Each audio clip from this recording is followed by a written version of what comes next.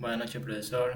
Nuestro grupo es el número uno, conformado por Angulo Cedeño Yan, Proaño Yorkie y quienes hablan García Alceba Francisco. Como tema principal tenemos contaminación atmosférica. Como subtema tenemos concepto de atmósfera. Bueno, la atmósfera es una capa de gases que rodea el planeta Tierra. Es esencial para la vida en nuestro planeta, ya que nos protege de la radiación solar dañina, o sea, de los rayos ultravioleta. También regula la temperatura y el clima y proporciona el oxígeno necesario para la respiración, ya que sin la atmósfera no hubiera vida en el planeta. Tenemos composición, formación y estructura. Bueno, en la composición tenemos que la atmósfera terrestre está formada por una mezcla de gases en proporciones variables, donde el nitrógeno y el oxígeno son los componentes mayoritarios. El nitrógeno ocupa aproximadamente el 78% del volumen atmosférico, mientras que el oxígeno ocupa el 21% y otros gases ocupa el 1%. Bueno, otros gases como el argón, el dióxido de carbono, el neón, el helio y trazas de otros elementos como el metano y el ozono. Esta combinación de gases pues no solo permite la respiración de los seres vivos, sino que también participa en procesos químicos y físicos esenciales para el equilibrio planetario. Tenemos formación. La atmósfera terrestre comenzó a formarse hace unos 4.600 millones de años aproximadamente, junto con el origen de la Tierra, gracias a la atracción gravitacional que permitió retener los primeros gases. Durante los primeros 500 millones de años, la intensa actividad volcánica liberó grandes cantidades de hidrógeno, helio, vapor de agua, metano y óxidos de carbono, conformando una atmósfera primitiva muy inestable. En esta etapa, la Tierra estaba demasiado caliente, no existía aún la magnetosfera y el viento solar arrastraba los gases ligeros hacia el espacio, lo que dificultaba que la atmósfera se consolidara. Con el paso del tiempo, la continua liberación de gases desde el interior terrestre permitió que se acumularan compuestos más pesados y alrededor de los 4.000 millones de años atrás, la atmósfera comenzó a estabilizarse con dióxido de carbono, monóxido de carbono, vapor de agua, nitrógeno e hidrógeno, sentando las bases para la evolución hacia la atmósfera actual. Tenemos la estructura.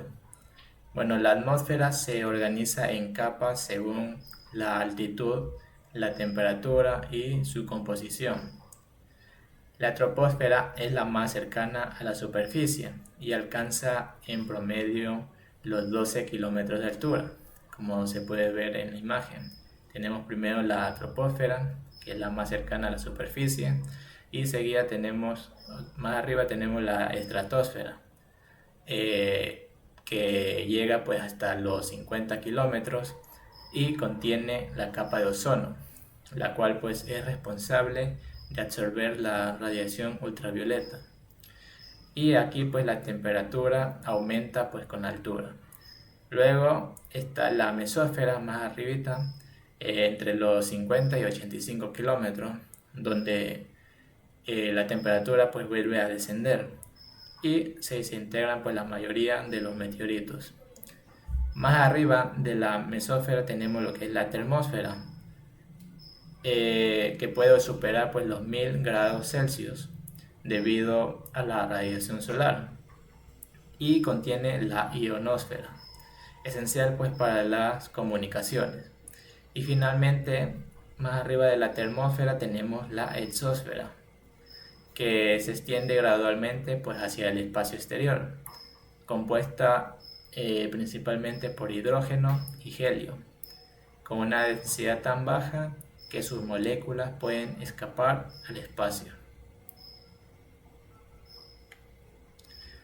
Tenemos densidad y presión.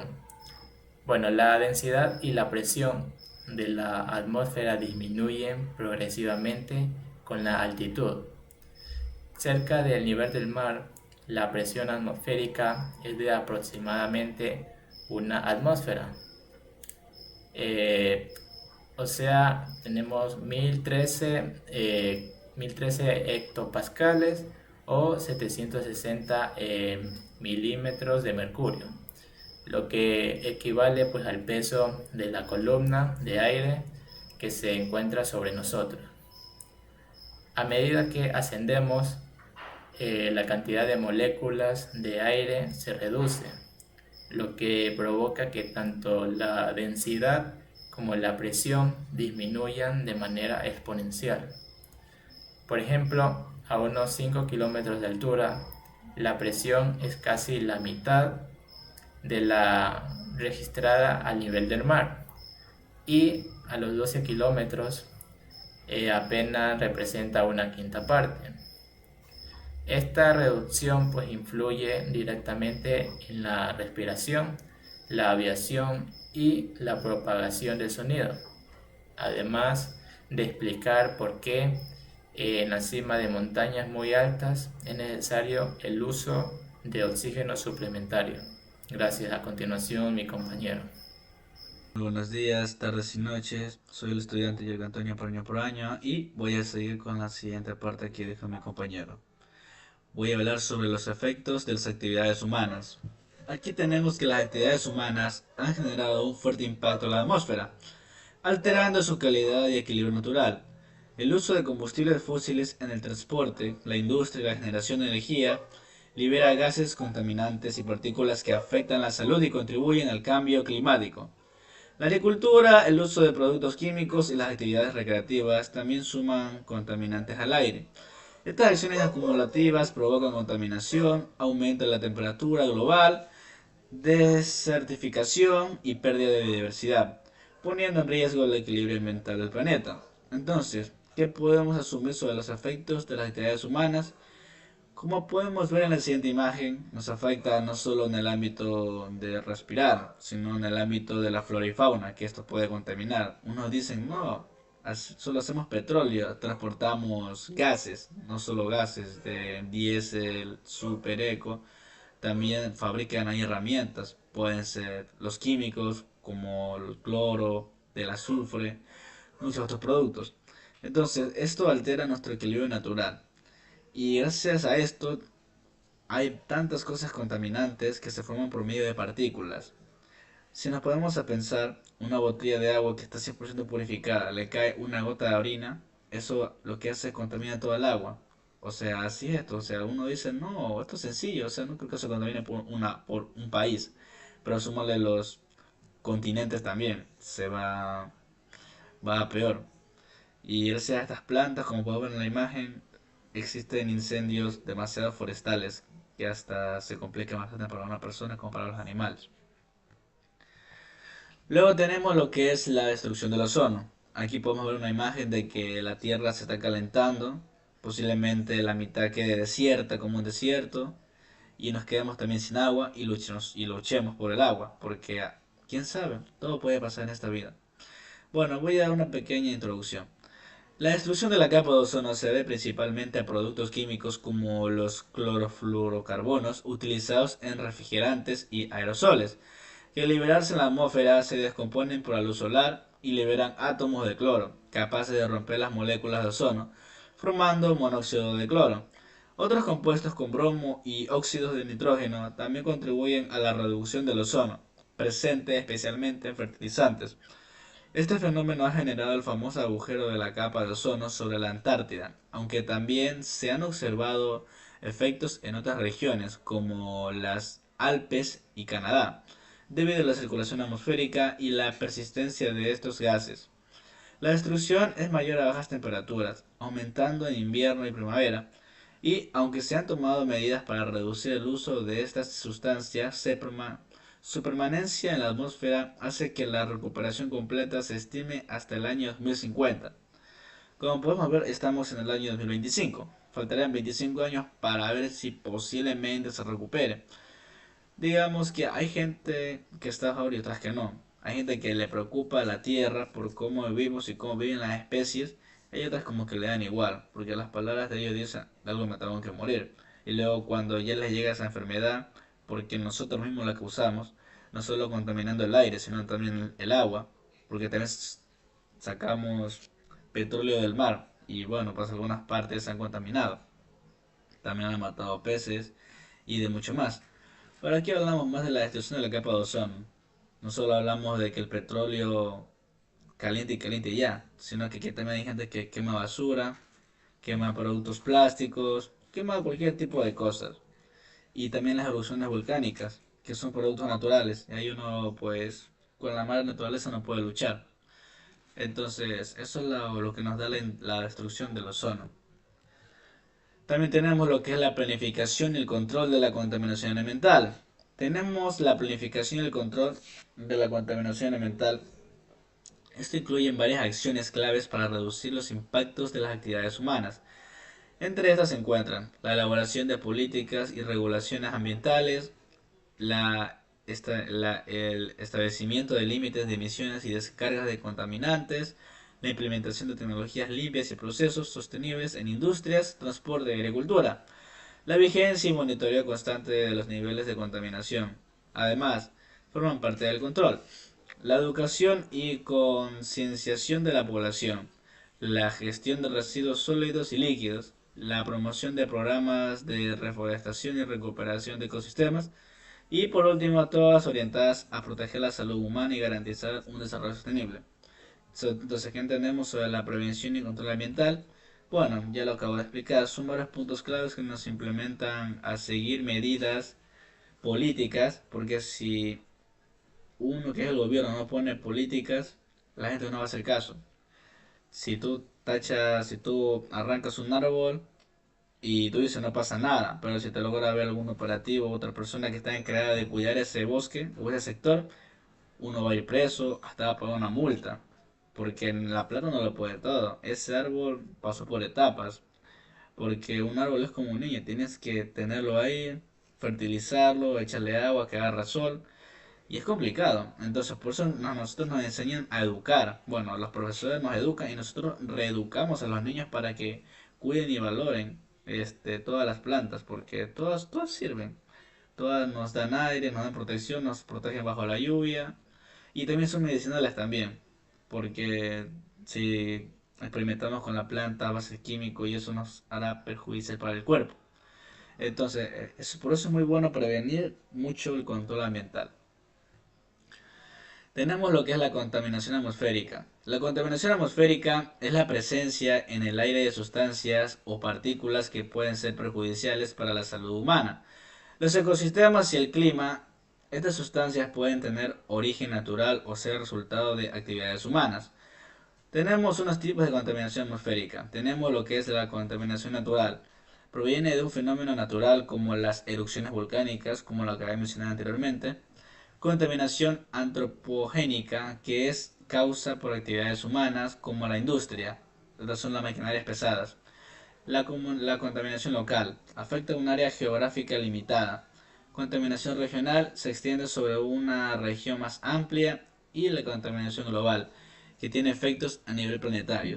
Entonces, ¿qué entendemos sobre la contaminación atmosférica?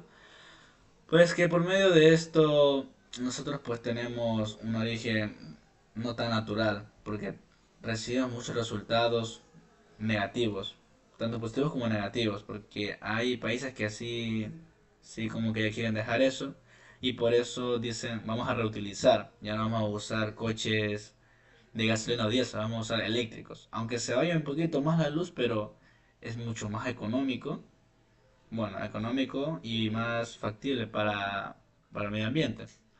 Entonces, estos puntos que tenemos aquí, que son cinco, nos dan a entender cómo se puede contaminar por causas naturales como las erupciones volcánicas que vuela el volcán, quema una parte del bosque o una parte de la ciudad porque hay personas o tribus que viven cerca de los volcanes porque adoran esas cosas. Les gusta, bueno, tener sus propios dioses. La contaminación antropogénica que, bueno, pues como aquí mismo lo dice, es causada por nosotros los humanos, por la misma industria, no solo de petróleo, sino también cuando fabrican llantas, cuando fabrican cualquier perno, porque esas cosas se funden muy calientes al vapor y luego se le echan en agua. Y eso, una manera mal que haga, es perjudicial para uno mismo. También tenemos lo que es la contaminación local. Esto afecta a un área geográfica limitada. Digamos, en mi barrio hay un punto donde todos tiran la basura. Y eso es una contaminación pues de local. O sea, ya tiene que estar ahí, pero es, por eso se ve un poco limitada. La contaminación regional es que, un ejemplo, no llega la basura por un barrio, en este caso el mío, un ejemplo, y esa basura se acumula y se entiende muy amplio. Ya es que llegan los problemas ahí. También llega la contaminación global, que como lo acabo de decir, tiene muchos efectos a nivel planetario, pues porque no solo aquí, sino en otras partes del mundo que también está contaminado. También tenemos lo que es la composición del aire atmosférico. El aire está compuesto principalmente por nitrógeno, oxígeno y argón. Entonces, el resto de los componentes entre los cuales se encuentran los gases de efecto invernadero son vapor de agua, dióxido de carbono, metano, óxido nitroso, ozono, entre otros. En pequeñas cantidades pueden existir sustancias de otro tipo, polvo, polen, esporas y cenizas volcánicas. También son detectables gases vertidos a la atmósfera en calidad de contaminantes, como cloro y sus compuestos, flúor, mercurio y compuestos de azufre. El aire está formado sobre todo por nitrógeno y oxígeno, con pequeñas cantidades de otros gases, que son vitales para el equilibrio climático y la vida. Como podemos ver, aquí tenemos una pequeña imagen que hablamos del nitrógeno y el oxígeno, que es lo más común en la tabla periódica. Los demás gases, el argón y el dióxido de carbono. Aquí nos damos cuenta que nosotros usamos más que todo el nitrógeno y el oxígeno. Bueno, más que todo el oxígeno se usa más para mezclar en todos los componentes de la tabla periódica. Porque por medio de esto, por medio de pequeñas cantidades, nosotros vamos a ver si tiene un equilibrio y será factible para el uso del diario, del humano. Porque al humano le encanta experimentar tantas cosas que por eso salen tantas marcas de champú, tantas marcas de jabón. Y hay algunos que le dañan la piel, dicen que no, por si la gente compra ya lo viejo porque ya la hace bien. Pero a veces que lo viejo como que ya no viene como antes, viene con más químico y toca usar pues, productos nuevos para ver si es mi cuerpo que ya no le gusta o bueno, pues el jabón ya tiene mucho químico. Y por último voy a hablar sobre las emisiones totales de gases de efecto invernadero de Estados Unidos por sector económico en 2022. Bueno, esta es una imagen que yo saqué de internet para explicarles. El tema general son fuentes de emisión. Las fuentes de emisión son los orígenes de los contaminantes que se liberan al aire. Se clasifican en dos sectores, naturales y atrópicas. Las naturales son procesos propios de la naturaleza como erupciones volcánicas, incendios forestales, tormentas de polvo, descomposición de materia orgánica o emisiones de océanos y suelos. Y segundo, antrópicas, que son las humanas, actividades realizadas por el ser humano como la quema de combustibles fósiles, vehículos, industrias, generación eléctrica, la agricultura y ganadería, el uso de aerosoles y la deforestación. ¿Qué entendemos por esto? Que las causas naturales y las trópicas son cosas muy diferentes. Las naturales, pues, como mismo lo dice, no solo por los volcanes, sino también incendios forestales. ¿Cómo se puede dar? Como lo que es explicar un volcán, tiene una pequeña erupción y eso provoca un pequeño incendio. O también por medio de una tormenta, cuando llueve duro, los rayos pues impactan un árbol y eso hace que genere un cortocircuito y también se esté como que calentando. Y también la descomposición de la materia orgánica, cuando a un árbol le cae hongos, en este caso pues muere por sí solo y tiene que, bueno, proseguir un ciclo de vida. También tenemos los océanos que a veces la marea sube y bajan y también se tragan lo que es la tierra y toda la flora con la fauna. Y las humanas son pues como uno mismo lo acaba de explicar, no se genera solo por nosotros, sino también por los químicos que hacemos diariamente. Por ejemplo, la quema de combustible fósil, vehículos, generaciones eléctricas que también nosotros decimos, no, vamos a agarrar energía energía ecológica, pero a veces no resulta porque la naturaleza es, no es precisa. Dice, no va a estar a mi favor, pero te funciona un día, 2 días, pero no todo el tiempo. Y bueno, también tenemos la agricultura, la ganadería y el uso de aerosoles con la deforestación. Y aquí en la imagen podemos ver dos pasteles. Aquí tenemos lo que es el transporte, que es un 28%, la energía de electricidad, que está un 25%, y la industria, que se maneja en 24%. La agricultura en 10% y la residencia comercial en un 13%. ¿Qué nos da a entender esta barra de pastel? Que así se forma nuestro diario, así se forma nuestro día a día. Más que todo nos movilizamos en transportes, las industrias son las que nos dan trabajo, las que nos permiten pues usar sus productos para nuestro propio uso personal, la electricidad que se usa para todo, para la cocina, para trabajar, herramientas, construcción, para ver televisión, para ver internet, para todo un poco. También tenemos lo que es la agricultura, que es un 10%, que a veces los de la sierra, que los de la sierra vienen, que los de la sierra a nosotros nos venden al por mayor para luego revender acá. También tenemos lo que es la residencia comercial, que es lo que nosotros como comercializamos.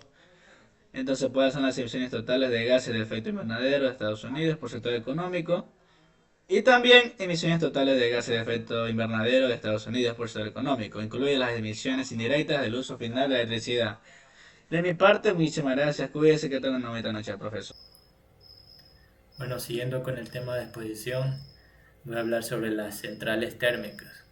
Las centrales térmicas son instalaciones que producen energía eléctrica a partir del calor, normalmente siguiendo un ciclo termodinámico donde el vapor mueve un alternador. Tenemos los tipos principales que son convencionales, los nucleares y de biomasa o geotérmicas. Los convencionales como combustibles fósiles usan carbón, petróleo o gas. También producen mucha energía, pero generan emisiones contaminantes como CO2, óxido de azufre y nitrógeno. Tenemos los nucleares, el cual el calor se obtiene de la fisión del uranio. No emiten CO2, pero generan residuos radioactivos y riesgos de seguridad. Y tenemos de biomasa o geotérmicas, cuales usan fuentes renovables. Contaminan menos, aunque la biomasa puede causar deforestación si se usa de forma excesiva. Refinerías.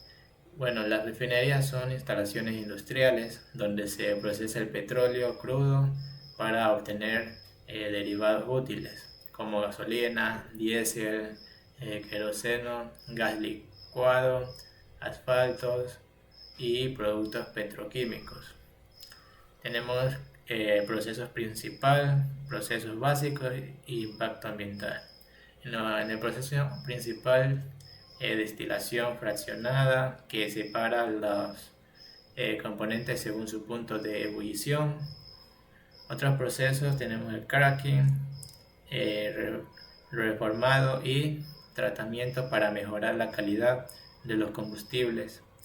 Los impactos es que generan productos indispensables para el transporte y la industria, pero también emisiones contaminantes como CO2, óxido de azufre y nitrógeno, y residuos que afectan al ambiente. En los procesos básicos tenemos destilación fraccionada, separación del petróleo en fracciones según su punto de ebullición. Cracking rompe moléculas grandes en otras más pequeñas y útiles como gasolina. Reformado y alquilación, el cual mejoran la calidad de los combustibles, aumentando su octanaje. Tratamiento y purificación, cual eliminan impurezas como azufre o nitrógeno.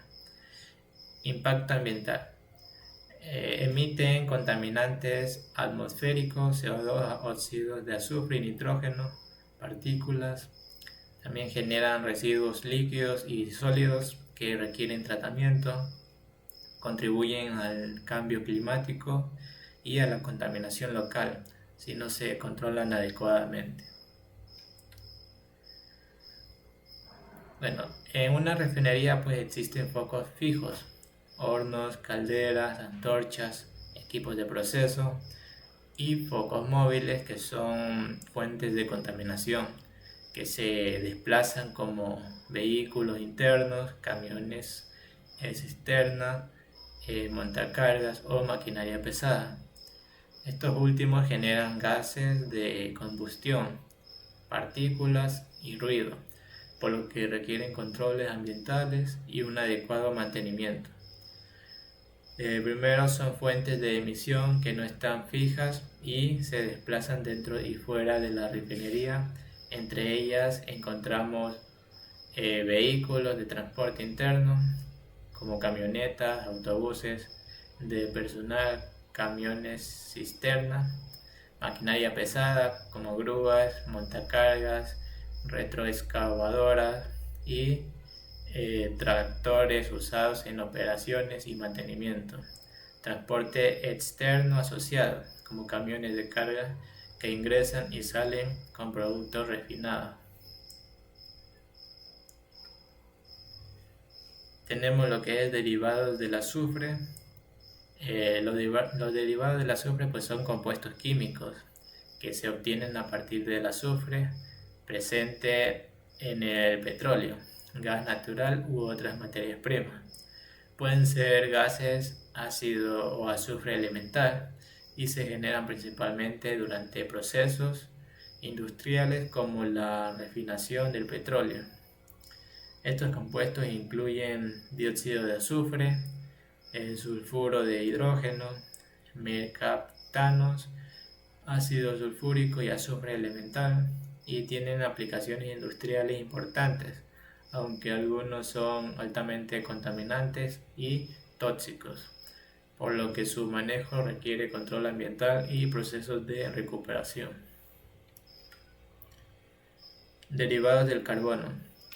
Los derivados del carbono son compuestos químicos obtenidos principalmente del carbono presente en el petróleo, gas natural y carbón, que sirven como base para producir combustibles, materiales y productos químicos. Tenemos principales derivados del carbono en refinería e industria.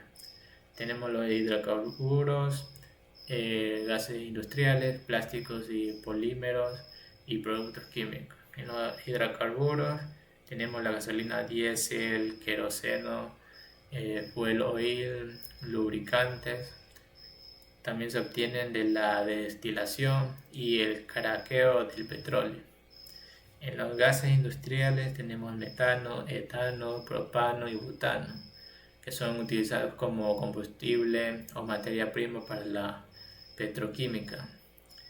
En los plásticos y polímeros tenemos poliestileno, polipropileno, PVC, entre otros. Derivan de procesos petroquímicos a partir de hidrocarburos ligeros. Y en los productos químicos tenemos alcoholes, ácidos carboxílicos, solventes, detergentes. Estos se obtienen mediante procesos de transformación de hidrocarburos. La importancia es que son la base de la energía y materiales modernos, proporcionando combustibles para transporte, generación de eléctrica e industria. También permiten fabricar plásticos, medicamentos, fertilizantes, productos de limpieza y muchos productos industriales. También contribuyen al desarrollo tecnológico y económico, siendo fundamentales para la producción máxima y la vida cotidiana moderna. Su uso intensivo también genera emisiones de CO2 y otros gases de efecto invernadero, por lo que requiere control ambiental y políticas de sostenibilidad.